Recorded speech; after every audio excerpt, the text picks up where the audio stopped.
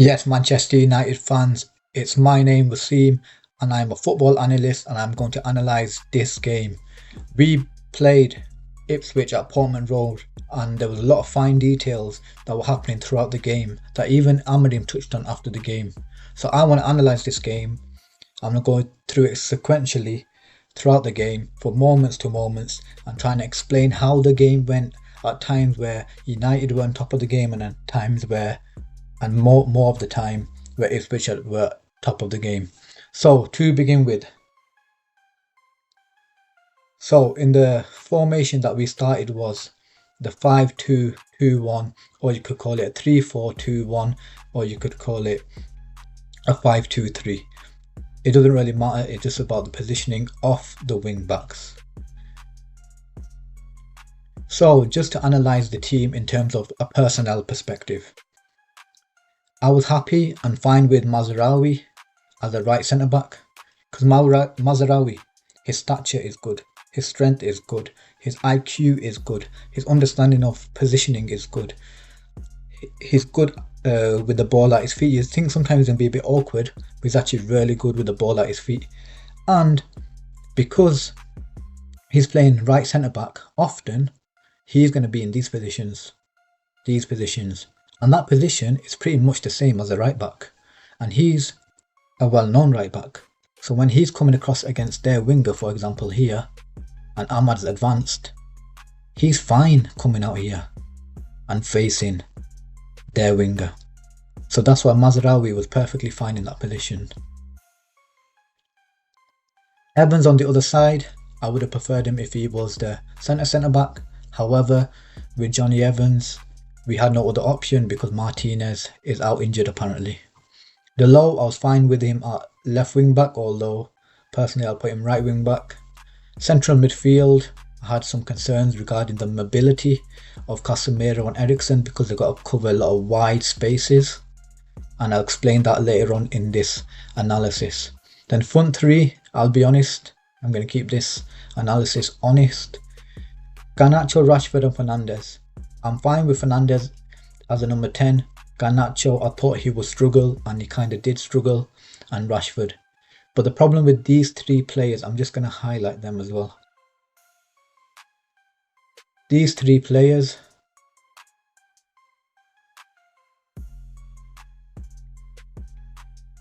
there isn't much ball retention. So the point I'm trying to make is, when the ball arrives here, often they're very direct. Fernandes direct in his passing, Garnacho direct in his dribbling, Rashford direct in his dribbling and running. However, sometimes you need the ball to be retained in this area. The reason you need the ball to be retained in this area is because if you keep the ball in this area, now the wing back can push up. Because they know that the team is progressing forward and we can start joining the attacks. And then obviously as a team you'll push up together. Everyone will push up. So now it's like a 3-2-5, isn't it? You see how it was a 5-2-3? Now it's a 3-2-5, simply because of the wing back positions. And we will touch more of that later on in this video. So I just wanted to give a brief outline of my thoughts when I saw the starting lineup. Right, we're going to start off with the first goal. Oops, get rid of this. Bit of an error there, don't mind me. Okay, we're going to start from here. What I'm going to start with is the first goal because it came really early in the game. Alright, so over here, in this area here, it was Fernandes. He simply linked up with Ahmad. It was a simple pass, very simple pass. Ahmad essentially did all the hard work. So what happened here was Ahmad beat one defender on the outside. The other defender started coming across. And I thought this defender was going to slide tackle him and the ball was going to go out. Or I thought Ahmad's going to be here and he's basically going to shoulder barge him and take him off the pitch. Even if it's foul, take the foul. But somehow Ahmad got through and essentially basically got to this position of their box. Obviously their defenders have shifted across now, but Rashford, he can see where Ahmad is. he can see that Ahmad is over here. So what Rashford is going to try and do, he's going to wait for this player, to shuffle more across, and then Rashford is going to try attacking this space over here. Let me get a line up. This space over here, and that's exactly what happened. Ball here. Ahmad was smart, used his right foot so he can bend it round. Rashford already made this run, and he simply essentially tapped it in front post. It was all a bit closer to goal, so really it was like here, obviously defenders. Right foot pass, front post, goal. Ahmad here celebrating, Rashford here celebrating. Great start. But then what happened? Let me reorganize this team. Bear with me for a second. And Burgess centre back. Okay. So what we did, we built out in a back three. Sometimes what Almadim liked is the centre back to actually join the midfield, but we actually didn't see it at all. We rarely saw a more structured back three like this, and it didn't really move out of position. So we built up in a back three, which was fine. And then this side, where Mazraoui is, was more comfortable, simply because they're more comfortable on the ball and they're better in tight situations. Mazraoui, I remember at one moment he was here. I thought, oh, bit of an issue here. He's basically going to get closed down. Somehow he skipped past him, dragged it back, skipped past him, and then played it forward. Because these players here, Mazraoui, Ahmad and Eriksen, they're very technically competent, so they could play out. Whereas this side, it wasn't seriously worse, but it was a tad worse. Evans struggled a little. The low in his ball retention was quite poor, and Casemiro's ball retention wasn't that good as well. It was around 70%. Anyway, I'm going to explain how Ipswich got back in the game and what changes they made. So this is what Ipswich did, quite smart from Kieran McKenna. He said, you know what, you lot go very narrow. I want my forwards to be narrow. Here's my number 10, you're narrow. And my defence is going to push up almost in a mid block.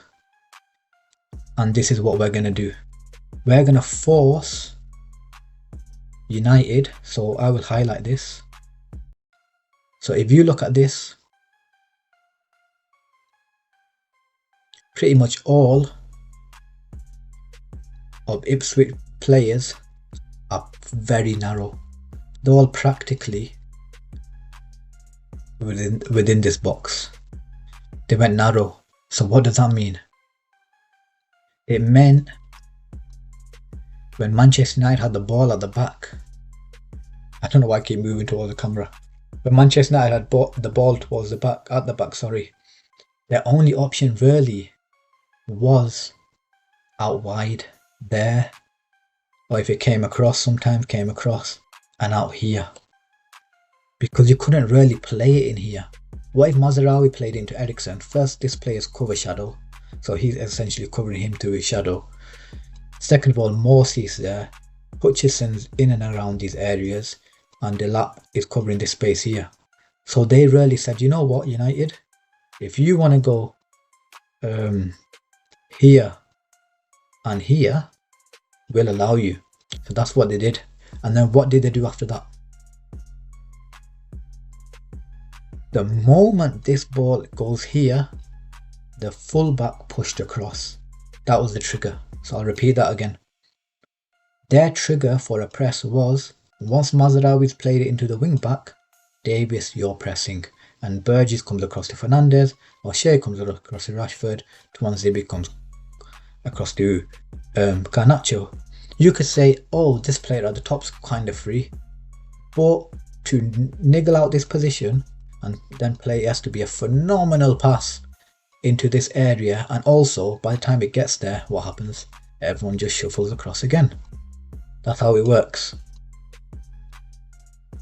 But we'll carry on talking from here.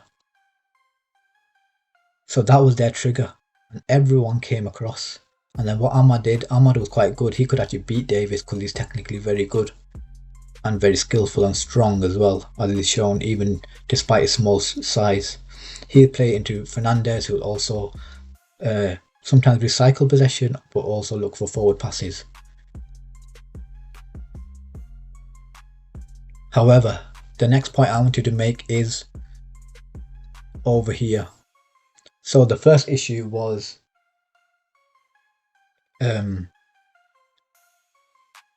for United, the issue was that they were narrow and forced us to go wide and then pressed onto our wing backs. The second issue I've wrote it down was this area here. So I'm going to take this off, and take this off. Okay, so I'm going to highlight it. I know it looks like I like playing with these colors and stuff, but it just helps for visualization. I'm going to highlight this area here. So in this system, let me just get an arrow. In this system, you have two central midfielders. And how much central midfielders or central players did Ipswich have? They had three: Morsey, Hutchinson, and Cajuste. Morsey was actually on the right and Cajuste was on the left. So this is what happened here. In possession, when Ipswich had the ball, what they would do is they would find Burns will stay wide, Hutchinson in these spaces here. So essentially you've got, look, Ericsson versus Cajuste, Casemiro versus Morsey, but who's going to pick up Hutchinson? That's the third centre mid, that's the attacking mid. That's the problem we had in this game. So what Hutchinson did, he was kind of smart. He didn't push up against Evans, because then it could be Evans against Hutchinson. He played in these areas here. Now who's going to pick him up? Because the lows got Burns. No one could pick Hutchinson up in these half spaces. These spaces here. So Morsey could play the passes into Hutchinson, and he was causing us a lot of trouble. And the reason he was causing a lot of trouble is sometimes it'd be a 2v1 in this area because the low's not tracked back, but also Evans had to come out wide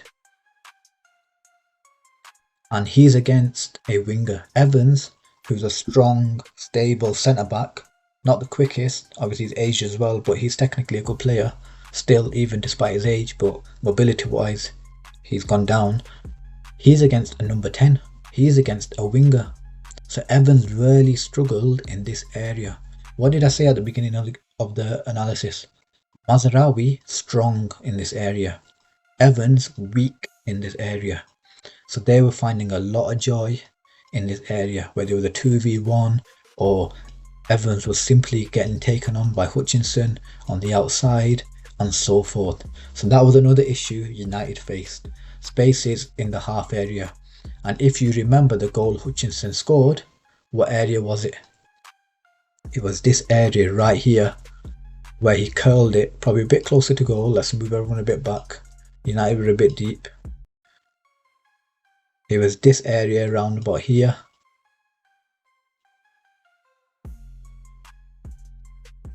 Where he striked it into the far corner. However, Casemiro should have came across quicker. And Evans maybe should have stepped out, because that's what Ruben Amorim said. He should have stepped down and engaged. But to be fair, Hutchinson scored from like 25, 30 yards and it was practically top corner. So most people that take a shot from that far don't really score top corner. Do you get what I mean? So I won't be too critical of Evans in that scenario. Right, moving on. Right, so a change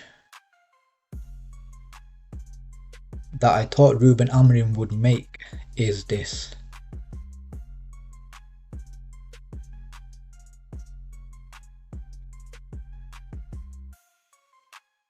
So let's give them possession. So your number 10s over here,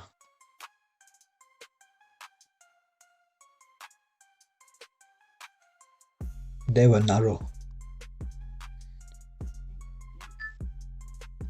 but they played Garnacho here at times and Fernandes here at times to create a 5-4-1.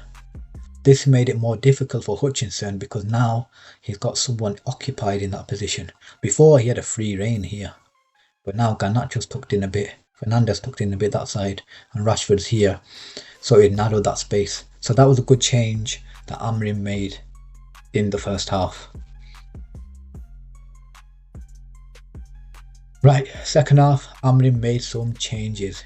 He changed this player into Ugarte, and he made another sub as well,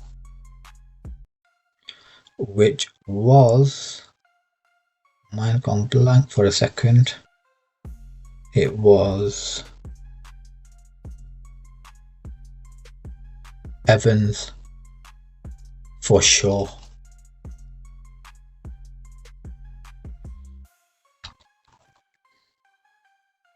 Why do you think he made those changes? What did I tell you about Evans in these wide areas? That's why he put Shaw there. And what did we say about these spaces here?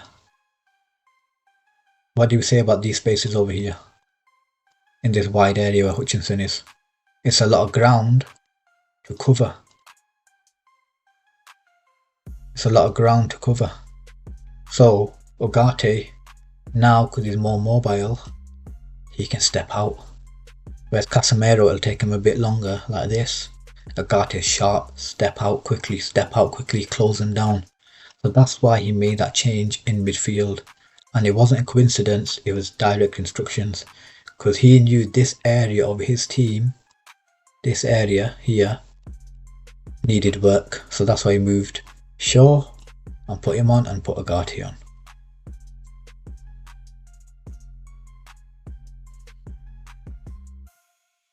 So to pretty much round up, because second half, not much chances occurred. Both teams were combating for space. Delap had a good chance, but Onana saved it, and Garnacho got in twice, which I'll actually put on the screen. The first chance of Garnacho I'll actually put you up now, which was over here. So Fernandes had the ball over here in this area. The ball to Fernandes. Garnacho, to be fair, he made the right run. He did make the right run. He made this run here. And it's a blindside pass through the gap for Garnacho to run onto. But Garnacho did run onto it, but he pretty much basically hit it at the front post. And then the second chance was on the counter attack. It was Garnacho.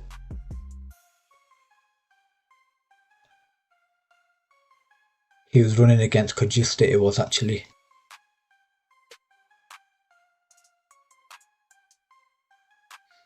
And he actually should have done better in this situation because it was only really a 2v1. But what Garnacho did, he went straight down, straight line runner. And he could have stopped for a second, turned back out, played to Rashford, but his head was just down. And Kajista made a last second tackle. Ball went away. And Ipswich had possession. We should have done much better there. Right, to finish with. Basically, let's just organise this again. Ruben Amorim, he's going to work on the personnel of this team, and he's going to understand his players better, and he's also going to find the best chemistry of the team. Ahmad won't play here for long, because what will happen is Yoro will come back, Mazraoui will play right wing back or left wing back and below here, and where Ahmad is, that will be Yoro. I'll actually do it now. and Ahmad will potentially play over Garnacho, and they'll swap sides, Fernandes and Ahmad, and the team will be more balanced. Now we got Euro here, now we got a wing back in the low, and Ahmad is in his best position over here. And also in this area here, we've got Shaw who can move out to fullback area and defend against wingers. And also over here, sometimes it's a 3v2, but because you got Ugarte, he's very good at closing spaces. He almost can do like a two-man job, although you still need to keep compact. So he's still got some players around him to support him in these areas, but his mobility is just generally better than Casemiro. Then over here, Fernandes, he actually played fairly well today. He's going to still try and create. Ahmad's going to be in these positions where he can run against players, or he can play passes into Rashford. Rashford and Højlund will fight for this position because what's his name? Amorim wants his forward to basically make runs in behind. The reason he wants them to make runs in behind is if your strikers can continuously make runs like this, runs constantly, defenders drop, defenders drop, defenders drop. And then what happens is it creates a bit more of a gap. Can you see in these number 10 positions? Creates more of a gap over here. So that's why he needs a runner there to stretch him. Otherwise, if it's Xerxes, for example, Xerxes is going to come here, Fernandes, Ahmad, and what are they going to do? Step up, step up, step up, step up, because they're not scared if Xerxes is here, because Xerxes ain't got the pace to cripple them. That's round about it. So I don't want to keep the video too long. Lot of stuff to work on. Like I said, personnel, understanding the personnel, that's what he needs to do first of all, Amorim. Second, he needs to find the right balance of the team. Thirdly, and ultimately, we are going to have to improve in terms of quality. For example, Rashford could be the right profile of player. That's the kind of profile I need, but he's not got enough quality. So I need that type of player, but more quality. So that's the point, and that's what he'll probably do January or probably the summer. But yeah, some teething problems, I did expect them. I hope you really enjoyed the video. Like, comment, share, subscribe as well, share it with your friends.